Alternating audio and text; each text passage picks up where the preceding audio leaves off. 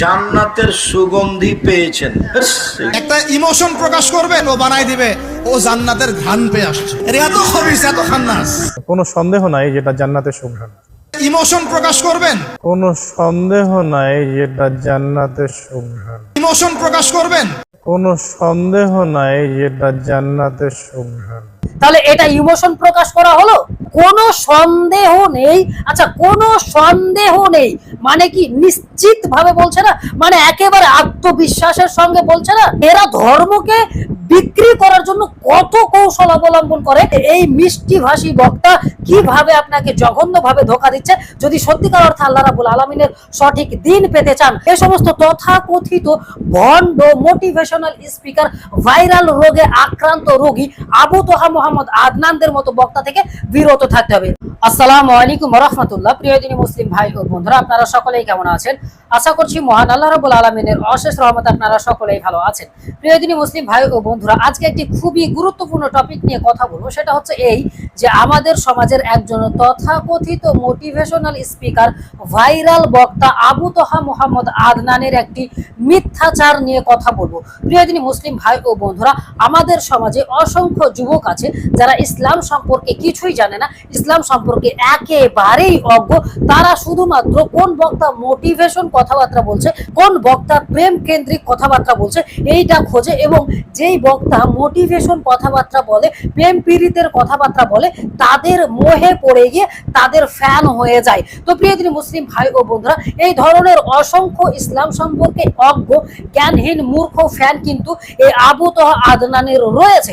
তো তারা একটি বিষয়কে উপস্থাপন করেছে, অর্থাৎ শায়েখ আব্দুর রাজ্জাক বিন ইউসুফ হাফিজাহুল্লাহর একটি কথাকে, সত্য কথাকে, সঠিক কথাকে ভুল প্রমাণ করার জন্য কি ছ্যাচড়ামি করেছে। চলুন আগে সেই ভিডিও ক্লিপটি দেখে আসি এবং আবু তোহা মোহাম্মদ আদনানের একটি জঘন্য মিথ্যাচার এবং মানুষকে গালাগালি করেছে সে, এই বিষয় নিয়ে কথা বলবো। চলুন আগে সেই ভিডিও ক্লিপটি আমরা মনোযোগ সহকারে দেখে আসি। সৌদি আরবে গিয়ে জান্নাতের সুগন্ধি পেয়েছেন। এগুলো সব মিথ্যা। জান্নাতের সুগন্ধি পাবে, ধর্ম পাগল হয়ে গেছে নাকি? জান্নাতের সুগন্ধি পাবে। তো প্রিয় দিনী মুসলিম ভাই ও বন্ধুরা, এতটুকু আপনারা দেখলেন শায়েখ আব্দুর রাজ্জাক বিন ইউসুফকে প্রশ্ন করা হয়েছে যে কোন একজন ব্যক্তি তিনি নাকি পৃথিবী থেকে জান্নাতের ঘ্রাণ পেয়েছে। তখন তিনি বলেছেন এটা একটা মিথ্যা কথা, কখনোই এটা সম্ভব নয়। তো তারপর এই ভণ্ড আবু তোহা আদনানের যে মুরিদ গুলো আছে তারা কিন্তু এই ভিডিওটিকে অপপ্রচার করছে, মানে আব্দুর রাজ্জাক বিন ইউসুফ এই কথাটা বলেছে এটা তাদের নিকটে ভুল, মানে এই আবু তোহা আদনানের মূর্খ মুরিদদের কাছে এই কথাগুলো ভুল। এই জন্য শায়েখ আব্দুর রাজ্জাক বিন ইউসুফ হাফিজাহুল্লাহর ভিডিওতে ক্রস চিহ্ন দিয়ে তারা প্রচার করছে। তো এবার চলুন আমরা দেখে আসবো এই তথাকথিত ভাইরাল মোটিভেশনাল বক্তা আবু তোহা মোহাম্মদ আদনানের একটি জঘন্য মিথ্যাচার এবং গালিগালাজ। চলুন খুবই মনোযোগ সহকারে ভিডিওটি দেখবেন। একটা ইমোশন প্রকাশ করবেন, উহুদের প্রান্তে দাঁড়িয়ে একটা ইমোশন প্রকাশ করবেন, ও বানাই দিবে ও জান্নাতের ঘ্রাণ পেয়ে আসছে। দেখুন প্রিয় দিনী মুসলিম ভাই ও বন্ধুরা, এখানে আবু তোহা মোহাম্মদ আদনান কিন্তু বলেছে যে একটা ইমোশন প্রকাশ করবেন, ওরা বানিয়ে দিবে জান্নাতের ঘ্রাণ পেয়ে এসেছে। জাস্ট এই জায়গাটুকু একটু মাথায় রাখুন, কথা বলবো এই জায়গাটা নিয়ে। চলুন তারপর কি বলেছে দেখি। এর এত খবিস, এত খান্নাস। তো প্রিয় দিনী মুসলিম ভাই ও বন্ধুরা, আপনারা দেখলেন যে আমাদেরকে সে গালিগালাজ করেছে, অর্থাৎ যারা বলেছে যে আবু তোহা মোহাম্মদ আদনান বলেছে জান্নাতের ঘ্রাণ পেয়েছে, এটা যারা বলেছে তাদেরকে খবিস খান্নাস বলে গালাগালি করলো, আপনারা দেখলেন।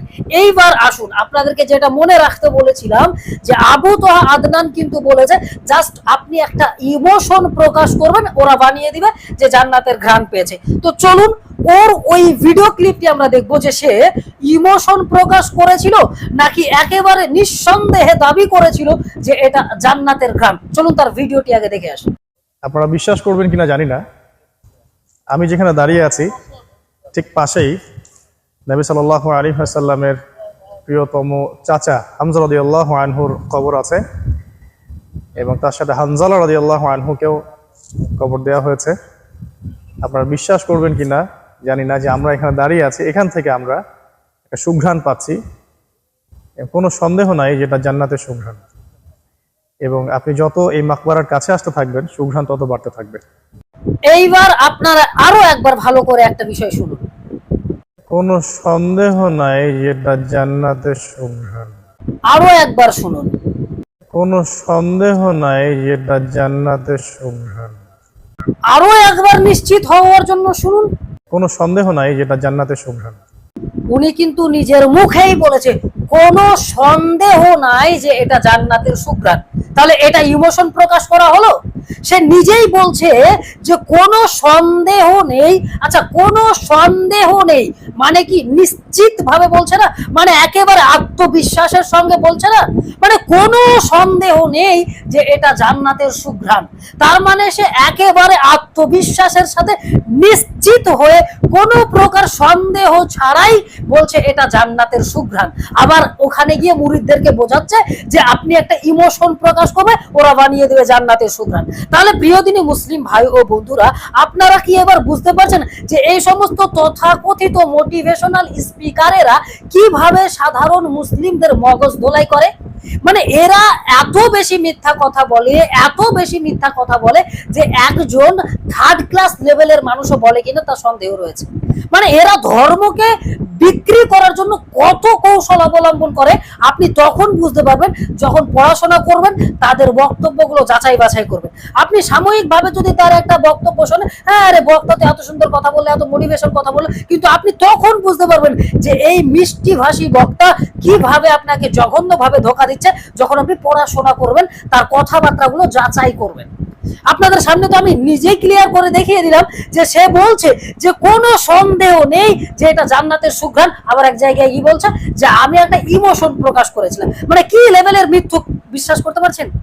আবার দেখুন এই মিথ্যাবাদী আবার সেই আবার গালিগালাজ করছে মানুষকে, খেদিস খান না সেটা বলে। তাহলে বুঝতে পারছেন যে এরা কি ধরনের ভণ্ড। তো যাই হোক প্রিয় মুসলিম ভাই ও বন্ধুরা, আপনারা যদি সত্যিকার অর্থে ইসলাম পিপাসু হয়ে থাকেন, সত্যিকার অর্থে যদি রাসূল সাল্লাল্লাহু আলাইহি সাল্লামের পদ্ধতিটাকে আপনারা খুঁজে থাকেন, যদি সত্যিকার অর্থে আল্লাহ রাব্বুল আলামিনের সঠিক দিন পেতে চান, তাহলে পড়াশোনা করুন, সঠিক আলেমের নিকটে যান।